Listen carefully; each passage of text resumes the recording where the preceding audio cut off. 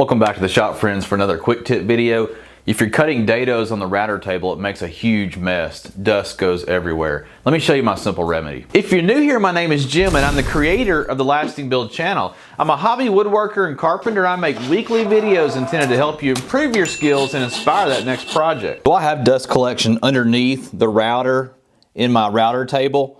And that works okay. I mean, sometimes I have to kind of sweep the dust into the chute. It just doesn't seem to want to go in there really well, but it does contain it really well. I also have dust collection behind the fence of the router table, and that does a pretty good job when the router bit is up close to the fence.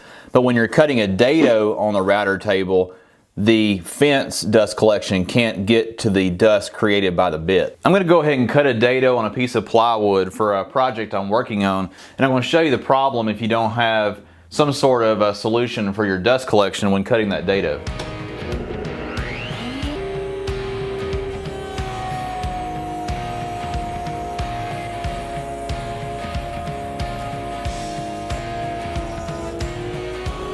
So what happens is the dado bit creates that groove in the wood, and then the dust just shoots out of the groove all over the floor and all over your work area. So what I've done is just wedge my shop vac hose onto the table with a few of these spring clamps.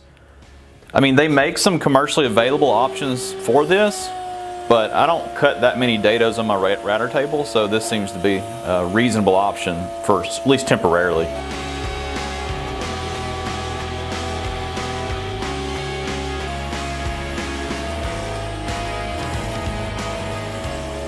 So that works pretty good. The only downfall to this is you have to move your clamps every time you move your fence to hold the dust collector on your table.